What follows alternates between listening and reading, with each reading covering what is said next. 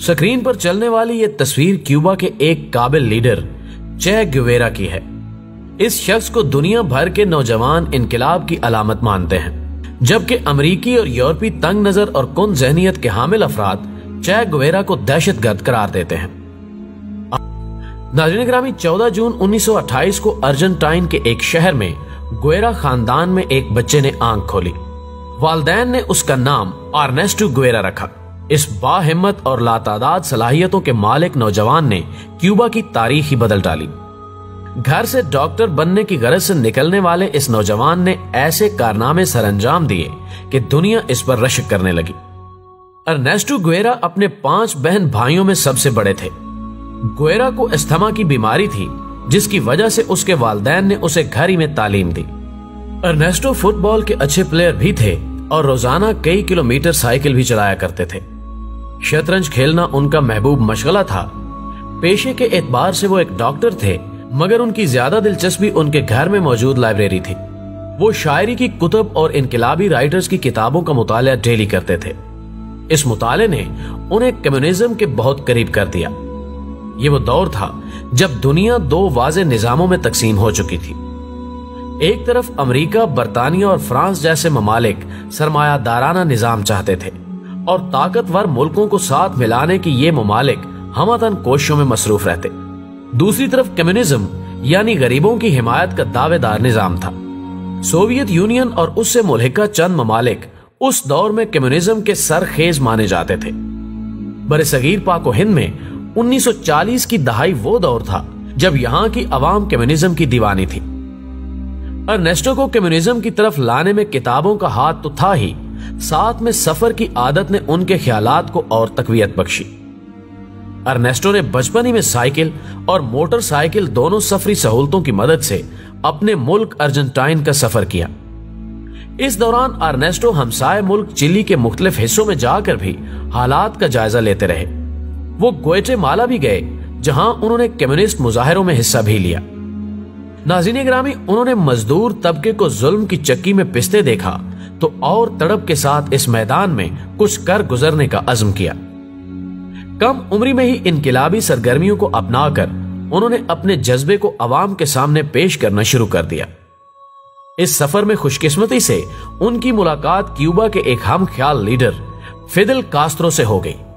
पहली ही मुलाकात में ये दोनों लीडर एक दूसरे के मदाह हो गए।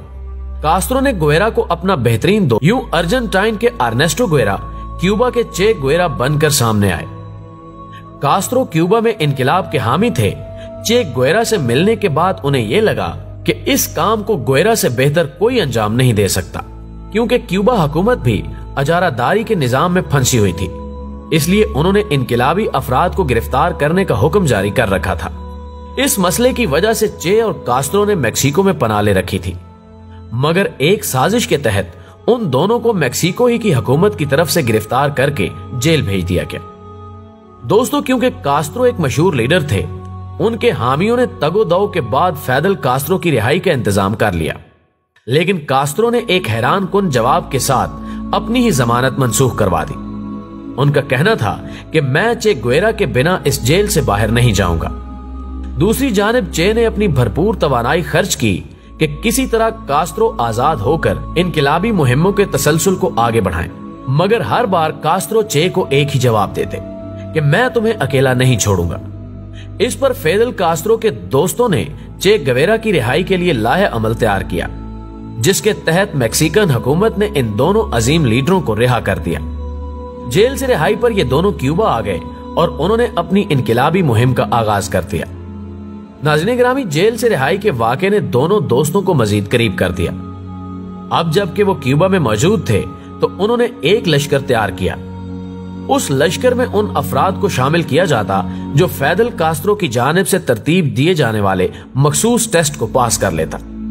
बला की जहानत रखने वाले कास्त्रो ने इस टेस्ट में लोगों के मिजाज और अंदरूनी ख्यालात को परखा कि आया वो मजदूर तबके और गरीबों की मदद कर सकने जैसे अजीम जज्बे से आरी तो नहीं, जिसके बाद उस अजीम शख्स ने उन्हें फौजी तरबियत भी दे डाली। 1958 तक इन दोनों मुजाहिदों ने क्यूबा के तमाम तर शहरों में कंट्रोल संभाल लिया। इसके बाद क्यूबा में कम्युनिज्म का परचम लहराने लगा।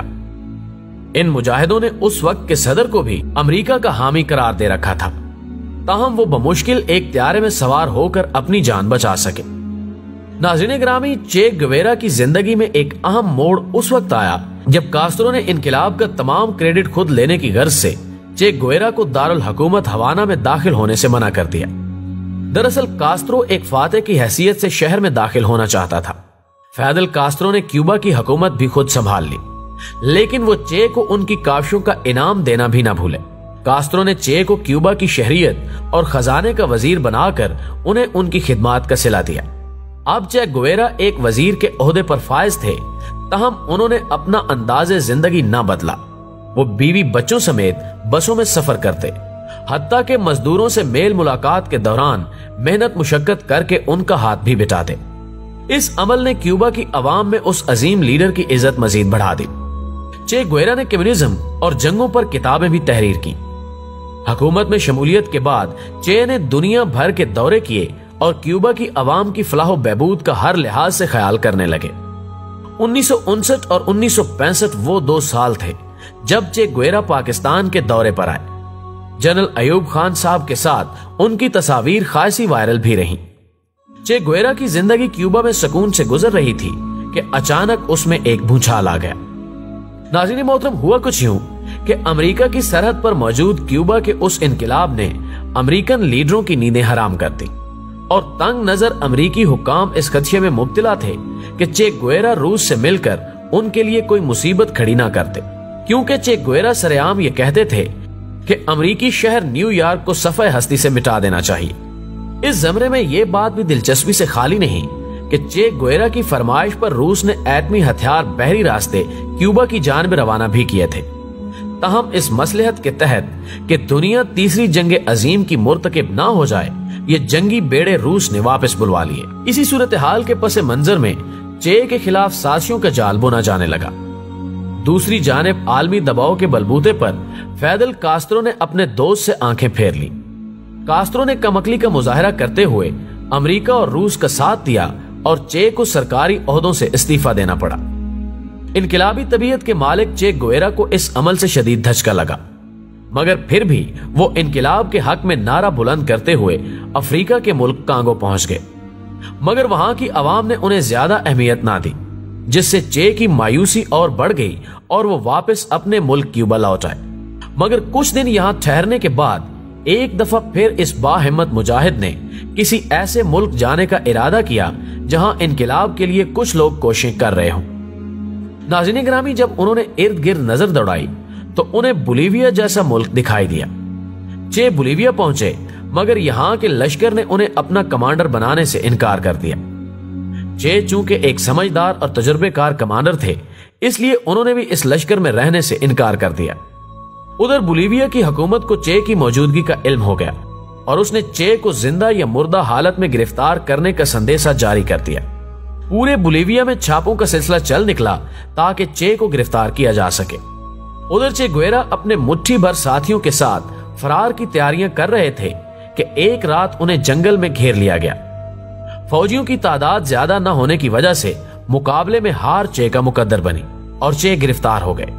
امریکہ جو کہ سارے معاملے میں چے کی مدد کر رہا تھا، اسے چے مردہ حالت میں چاہیے تھا، اس لیے امریکہ نے بولیویا کے فوجی سربراہان کو کہا کہ چے گویرا کو قتل کر دیا جائے۔ چے کو بے شمار گولیوں سے چھلنی کر کے 9 اکتوبر 1967 کو ہلاک کر دیا گیا، یہاں تک کہ ان کے ہاتھ کاٹ دیے گئے۔ بقیہ دھڑ بولیویا کے ایک نامعلوم مقام پر دفن کر دیا گیا۔ ہو سکتا تھا کہ چے کی قبر کے بارے میں کسی کو علم نہ ہوتا اگر حال ہی میں دریافت ہونے والی ایک اجتماعی قبر کی تحقیق نہ کی جاتی۔ قبر سے ملنے والے ایک شخص کے ہاتھ نہ پا کر اس پر تحقیق کی گئی، جس نے یہ ثابت کیا کہ یہ لاش ارنیسٹو گویرا کی ہے۔ بعد ازاں اس عظیم لیڈر کو خوب سراہا گیا اور اس کی لاش کو پورے فوجی اعزاز کے ساتھ کیوبا کے شہر میں دفن کروا دیا گیا۔ آج بھی کیوبا کے سکولوں میں ہر روز چے گویرا کو خراج عقیدت پیش کیا جاتا ہے۔ دوستو، ویڈیو پسند آنے کی صورت میں اسے لائک کیجئے، فیس بک اور واٹس ایپ پر اپنے دیگر دوستوں کے ساتھ شیئر کرتے ہوئے ہماری حوصلہ افزائی کیجئے اور کمنٹ باکس میں ہمیں اپنی قیمتی تجاویز سے ضرور آگاہ رکھیے گا۔ آج کی ویڈیو میں بس اتنا ہی، اگلی ویڈیو تک کے لیے اللہ نگہبان۔